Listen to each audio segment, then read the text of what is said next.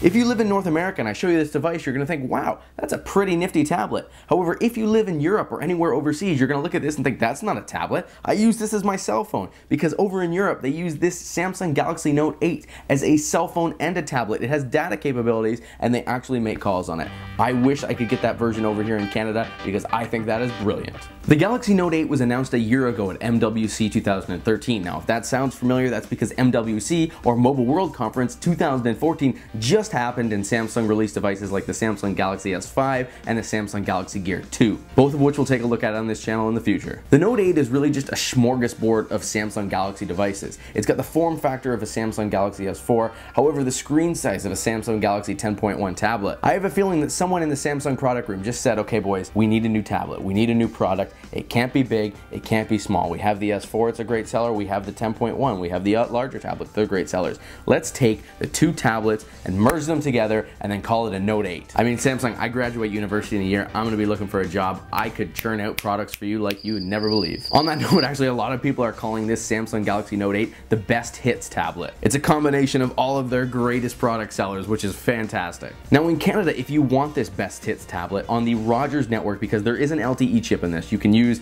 LTE data wherever you go. It's going to cost you $499.99 plus whatever it costs you per month to keep that data connection alive. If you go over to their partner in crime in the oligopoly network, Bell, it's going to cost you $549.99. So my point here is this is a really expensive tablet. It really better be damn good. When it was released, it shipped with Android 4.1.2 Jelly Bean. However, at MWC 2014, Samsung has just announced that the Note 8 will be on the upgrade list for Android 4.4 KitKat, which is awesome news. Looking at the form factor of it, I'm not particularly a huge fan of it. I mean, it literally looks like an enlarged S4. It has those curved edges. I wish that it had the kind of square and rectangular body shape of the Tab Pro series, because I think those tablets are gorgeous. Also on this tablet, you're gonna find the classic Samsung plastic. I mean, they've got the plastic. They're not gonna go with like an anodized aluminum or any other premium material. They've got their plastic and that's what they're gonna roll with. Other benefits of the plastic include the fact that this tablet is extremely lightweight. However, it still has a very good weight to it. I mean, it's not something you pick up and you're like, oh, this is garbage, toss it aside. It's still got a great weight to it and it's very perfectly sized. I mean, you can use this with one hand and that's it. So you can literally hold it. I mean, I'll pick it up right now and I'll show you. So I can literally hold it like this. And you can't really do this with an iPad. You can't hold it like this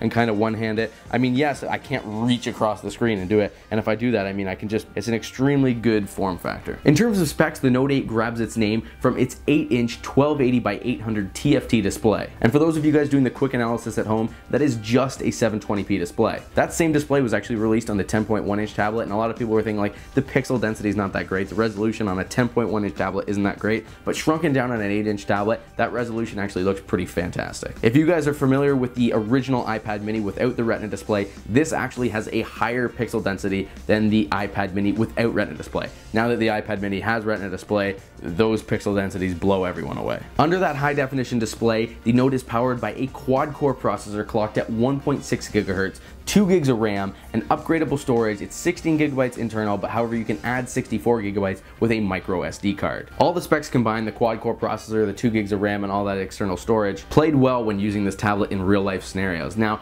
I don't do a lot of hardcore stuff on my tablets.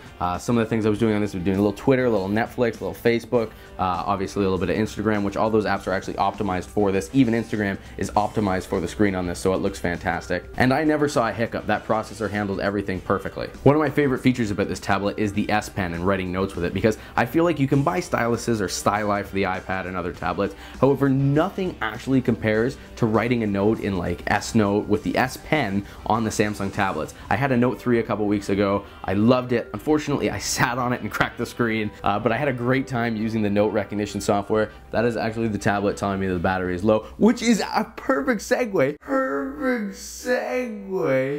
Because literally the next paragraph on my notes is we're going to talk about the battery. I got way too excited for that. The onboard power is fueled by that 4600 milliamp hour battery. And to be honest, it's not bad. I mean, it interrupts me in the middle of my videos, but it doesn't see the greatest battery life. I mean, like I said before, with that Netflix, that Twitter, that Facebook uses, just general, very like mundane usage, I got about 2 days out of it, which is fantastic. I mean, there's never going to be a time where I'm going to go 2 days without having access to a plug that I can charge my, I was going to call it my iPad, but my Samsung Galaxy Note 8. I should mention though that for some reason on it, the recharge takes an extremely long time. On the back of this tablet, Samsung has included a 5 megapixel camera. However, you should never need to use that camera because you don't want to be one of the people taking photos with your tablet. Actually, I think the only scenario that you should be taking photos with your tablet is if your wife has just given like birth to your firstborn child, you've dropped your phone on the ground, you have no way of taking a picture of this child in its first moments on earth, other than if you whip out your Samsung Galaxy Note 8 and take a picture with it there. Yeah, you know what? That should be the only scenario. I've just patented that right there, trademarked it. Inside that camera application, you've got some features that you can toggle through: filters, ISOs, white balances,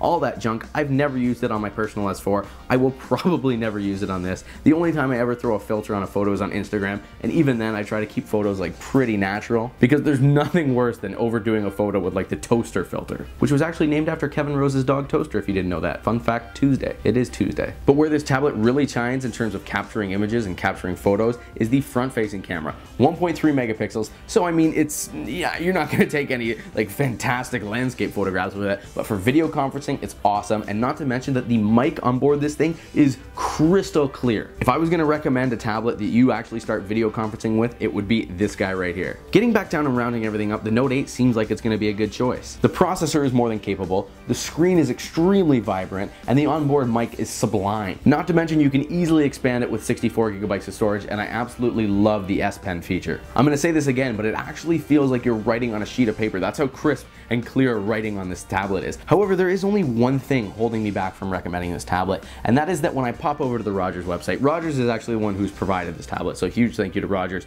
for sending this out for review. When I pop over to Rogers website, it is $499.99 on their website. That's no contract. And then when you go over to their competitor Bell, it's $549.99.